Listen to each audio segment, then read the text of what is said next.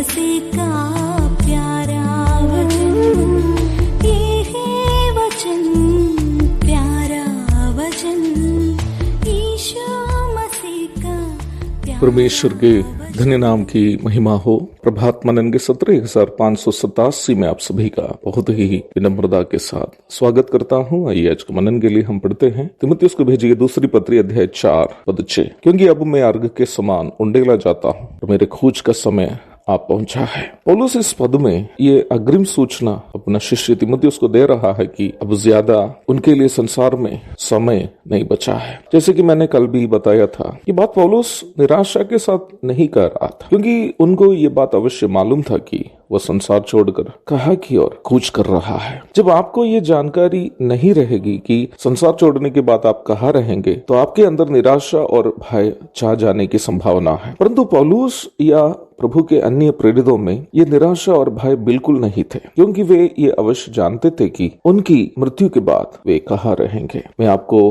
आज सुबह बहुत ही व्यक्तता एवं स्पष्टता के साथ कहना चाहता हूं कि मनुष्य के मृत्यु उपरांत के जीवन के बारे में अन्य सभी तथाकथित धार्मिक ग्रंथ अंधेरे भरे कमरे में काली बिल्ली को ढूंढते हैं, तो वही बाइबल वो एकमात्र ग्रंथ है जो बहुत ही निस्तर्क रूप में इस विषय को पाठकों के सामने प्रस्तुत करती है। पापी का अनंतकालीन दंड एवं संत का अनंतकालीन जीवन के बारे में बाइबल शक और संदेह के बिना बहुत ही स्पष्ट तरीके से निसंदेह पाठकों के सामने प्रस्तुत करती है। इसलिए ही मुक्ति की कामना करने वाला पापी के लिए बाइबल मुक्ति का द्वार है, और अनंत जीवन की कामना करने वाला संत के लिए ये मार्ग का दर्शक है। प्रेरित पौलुस की मृत्यु उपरांत जिंदगी के बारे में निश्चितता का कारण भी यह था कि वह पवित्र शास्त्र के वचनों पर अटल विश्वास रखता था। पुराना नियम के जमाने के संतों में हो या फिर नया नियम के मृत्यु उपरांत के जीवन के बारे में निश्चितता इसलिए थी क्योंकि वे लोग उस वचन पर अटूट विश्वास रखते थे जो परमेश्वर से वे लोग पाए थे। अय्यूब से लेकर पौलुस तक, मूसा से लेकर पतरस तक सभी संत अपनी मृत्यु के ठीक पूर्व अपना प्रस्थान की जानकारी इसलिए दी क्योंकि संसार में जीवन बिताते वक्त वे लोग प्रभु के संग जिए और प्रभु से ये जानकारी पाई थी कि वे इस संसार के बाद प्रभु के ही पास रहेंगे। अय्यूब 19:26, भजन 90:3, पहला थिस्सलुनीकी अध्याय 4 पद 16 एवं 17, दूसरे पत्रस अध्याय 1 पद 14। हानोक के बारे में वचन में हम इस प्रकार पढ़ते हैं, हानोक परमेश्वर के साथ साथ चलता था, फिर वो लोप हो गया क्योंकि परमेश्वर ने उसे उठा लिया। उत्पत्ति 5 पद 24। जी हाँ, जो परमेश्वर के साथ साथ इस संसार में जीवन बिताते हैं वही परमेश्वर के साथ संसार के बाद भी जीवित रहते हैं। और खुशी की बात यही है कि परमेश्वर के साथ इस संसार में जीने वाले भक्तों को ये भी जानकारी होती है कि संसार का डेरा छोड़कर स्वर्गीय धाम अपनाने का उनका समय कब हो जाता है। पौलुस संसार में प्रभु के साथ जीवन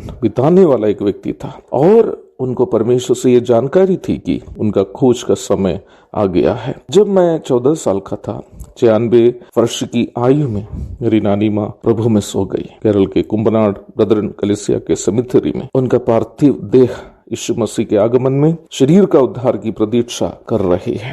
हमारे बचपन में ही पिताजी को खो जाने के बाद मेरी नानी माँ मेरी माँ के लिए एक बड़ा सहारा था, एक सांत्वना थी। काम करके स्कूल से आने के बाद माँ की हाल चाल पूछना या माँ जब दुखी रहती है उनको तसल्ली देना आदि नानी माँ ही करती थी। यीशु मसीह पर नानी माँ का एक अटूट विश्वास था। जब मैं 14 साल का हो गया तब मेरे भैया 20 वर्ष के हो गए थे। मेरी नानी माँ उस समय 96 वर्ष की हो गई। मेरी माँ से उन्होंने एक बार इस प्रकार बोली, देखो बेटे, तुम्हारे दोनों लड़के अब बड़े हो गए, अब लगता है तुझे मेरी जरूरत नहीं है, मैं जा रही हूँ मेरे प्रभु के पास। और उस वर्ष वो प्रभु में सो गई है। क्या ही धन्य जीवन है। एक साधारण विश्वासी थी मेरी नानी माँ, बड़े प्रचारक या पास्टर कुछ नहीं थे, लेकिन प्रभु के संग जीवन बिताने के कारण उनको ये जानकारी थी कि उनका खोज का समय आ गया है। और उसमें ये जानकारी इसलिए थी क्योंकि वो प्रभु के साथ जिया। मुझे सुनने वाले प्रिय भाई बहनों, प्रभु के संग जीने की